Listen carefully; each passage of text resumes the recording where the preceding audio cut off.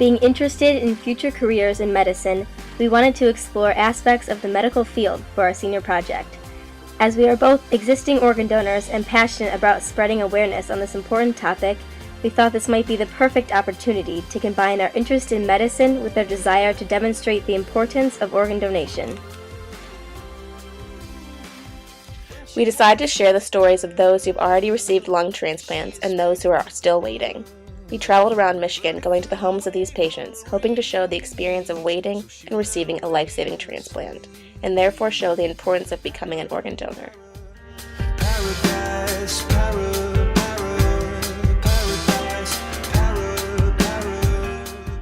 Here are their stories. Transplant. Yep, my name is Megan. I was listed May 2006 when I was a senior in high school. My name is Jordan. This is my wife Lisa and my daughter Emma, and I received my lung transplant March 21st, 2012. My name is Carol, and I was transplanted August 21st, 2005, and I received a double lung transplant. My name is Ryan, and I had my transplant 15 years ago. It was July of 1998.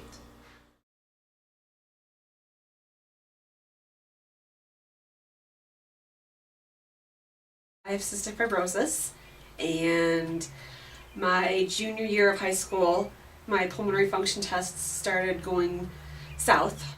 That's when my pediatrician started bringing up the word of transplant. It's aggravating sometimes. I mean, I'm 25 years old. I want to live a normal 25-year-old life. I'm on oxygen quite a bit. I use it at nighttime especially, and throughout the day every once in a while. Overall though, I wouldn't say I still live my life the way I want to live my life. I still do things. I always look at the glass half full instead of half empty. Oh, it's going to be amazing. I have several friends that have had theirs, and to see their lung functions go from like 19-20% where I'm at right now all the way up to over 100%, and that they can walk upstairs normally, run. Those are things that I've been looking forward to doing again. My mom has a cute story where in The Wizard of Oz, when Dorothy is at the beginning in black and white, and then the tornado happens, and then the house lands and the door opens and it's all color. That's what my life's going to be afterwards. It's like, just right now it's the black and white phase and kind of the boring, just getting through day by day, but afterwards it's going to be all Technicolor. I think the biggest thing I've learned is to wake up and enjoy every second that you have here on this planet. Right now, I don't do it very often, but I love golfing and I love to bowl. I have an amazing fiance and his family that I love to hang out with. We're planning our wedding. We're getting married in July. So. I'm Kathy, Megan's mom. I'm Bob Worley, Megan's fiance. But CF has come a long way since our first baby Jenny in 1972 had CF and only lived 4 months. And now we have Megan who's going on 26, and things have changed so much, and we have so much more hope and promise and just refuse to give up. We took her wheelchair to the Henry Ford Museum, and I made a joke that we stole it from there because it's like really, really old. Yeah, it's like my mom's aunt's husband, so it's like It's an old wheelchair. when I've been in the hospital in the past, like late at night or early in the morning on the weekends, he'll actually like run down the hallway with me in his wheelchair. I don't just do to, that. Just to make me feel better and make me So laugh. anyone who's watching this, take a nice deep breath as much as you can breathe in. Let it out, and then imagine not being able to do that. Every day, all day, having your lungs limit you that much.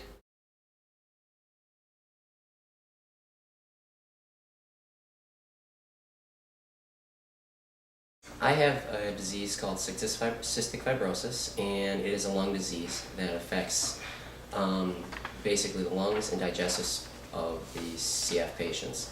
It causes the gene mutation, which is genetic, causes the lungs to produce an extra amount of mucus compared to normal people.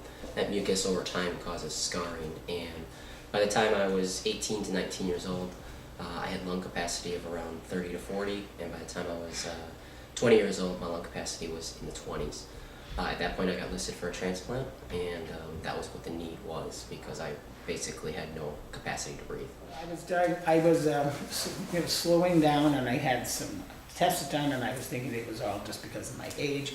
And it turned out after I had some more testing done that I had emphysema/chronic obstructive pulmonary disease, and went on oxygen, and subsequently learned that it was diffuse in both lungs, and my only hope for survival was to have a lung transplant. Well, in 2010, I was diagnosed with a rare autoimmune disease that eventually worked its way into my lungs, and then it happened real fast where I needed a transplant, and that was my only hope for survival. I was very fortunate. I got listed in approximately mid-March of 1998, and I received my transplant July 3rd. The first time I waited for 2.5 years, and then there were a lot of people that were a lot sicker than I was, so I was put on a functional hold for about 2 years, a little over 2 years. And then between April and May of 2004 and 2005, I wound up in the hospital 3 times with pneumonia. And then my lung function kind of like took a huge nosedive. And the second time, I only waited 5 weeks. And I got the phone call, and they said, "Carol, come on down, we have something for you." Well, it wasn't very long. I was on the list for a couple of days, actually. So I received my transplant real quick. I needed it quick, too. It wasn't probably as difficult for me as it was for some other people. I was in college at the time. I finished my semester around May. So at that point it was just business as usual, trying to get done with school, wrap things up, and get through my daily life. At that point though, once I got out of school and I wasn't as active going to classes and things like that, I basically was just kind of sitting around waiting. I was sleeping about 18 hours a day. I woke up mostly just to do medical treatments, take my medicines, and it was a difficult time waiting because that was the only thing that I was waiting for. That was the only responsibility I had in life was to keep myself healthy for a transplant. The first month or so when I was on the list, every time the phone rang, I thought, it's got to be U of M, they're going to say, "Come on down, we have something for you." But then I decided that there was no point in just living for the phone call, but it was living to live. And I just kept on being engaged in as many activities as I could. Waiting was kind of difficult actually because he was in such a critical state that we knew, how bad he needed it, and he needed it soon. Well, I've been very, very fortunate with my situation. I kind of laid out my medicines here so you could see them. I still have to take a lot of medicines. I have approximately 20 pills I have to take in the morning. I take about 7 to 8 pills with each meal, but I had to do that prior to transplant. And then I take another handful of about 8 to 10 pills before I go to bed. I could barely go to school, barely breathe. I played soccer my whole life. I had to quit playing soccer. Now I live a full life. I was able to get finished college. I've graduated. I'm going to be a CPA soon. I passed the CPA exam. I'm getting my master's, which I finish in a month. And I work full time. I work 40 to 50 hours a week with no problem. I was able to get married. I have a wonderful, wonderful wife that I love very much. And I was able to do so many things that most people in the situation where I was probably wouldn't have been able to do. Well, they always said that I was going to be trading one disease for another, but I don't consider having to take all of these medications at all any problem at all. And as of right now, there isn't anything I can't do except eat grapefruit. I have turned from a very meek, mild-mannered person to a person who will do and try anything. So I think my donor must have been a very outgoing person. Know what it was going to be like. I know what it felt like not to be able to breathe, and it didn't feel good, so I just needed anything to be able to stand up and walk around and not be on oxygen, stuck at home all day.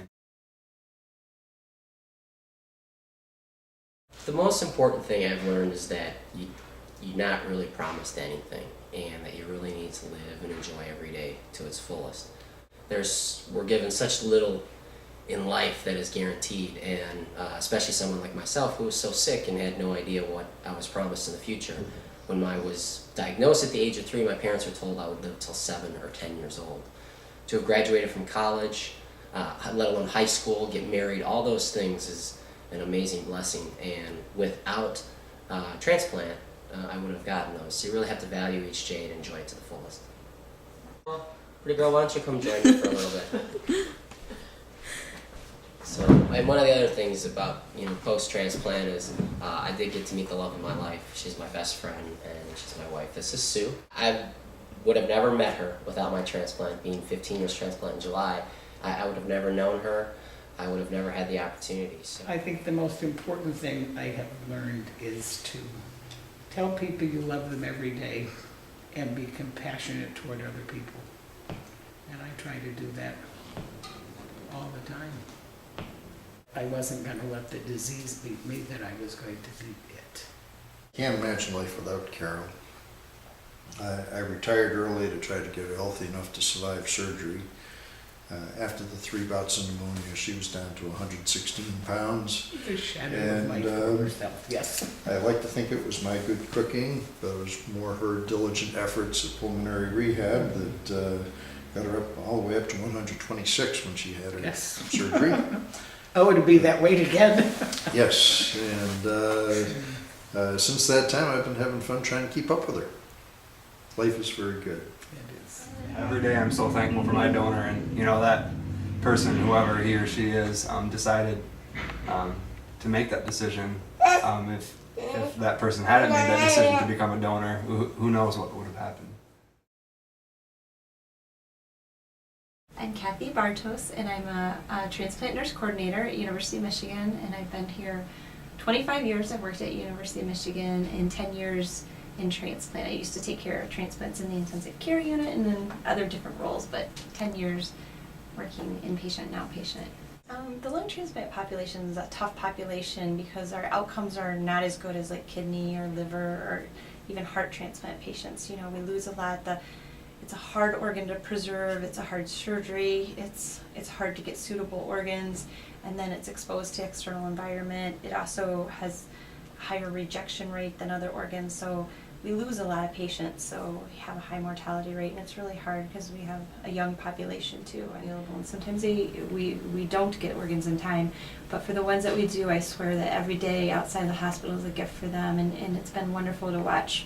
Some of them have graduated high school or gone on to graduate college, some have gotten married, or just increasing organ donation awareness in the state of Michigan is huge. We're one of those states that unfortunately don't have the highest donation rates, and educating people, when they're faced with that decision, those family members, to be aware of how much good can come of a tragedy.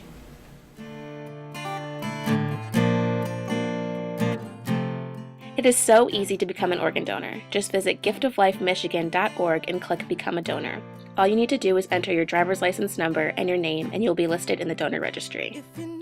Without his donor, we thank them every day for what they gave us, because I wouldn't have been able to meet Ryan, and hopefully someday we'll start a family, and we're just extremely thankful for the person who donated their organs and for the doctors. What a blessing it can be. At least from our side of it, I would have been a single mother. He would have never met his daughter. So just from that, it's just a truly amazing thing that you're able to do.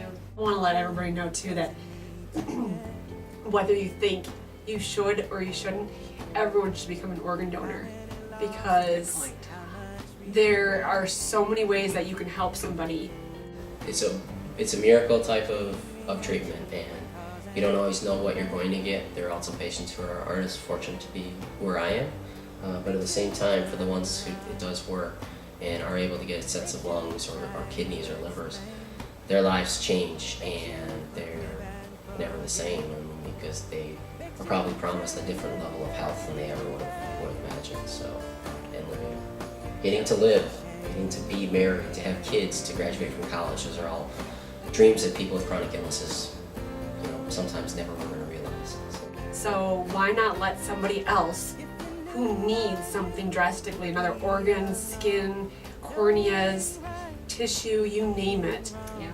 The doctors can figure out if they can possibly use it from you and help save a life, because being in the shoes, we're needing the lungs and waiting for them for so long. She's been waiting a little over 7 Yeah. years now, so. Yeah, waiting is just the killer part. Would you change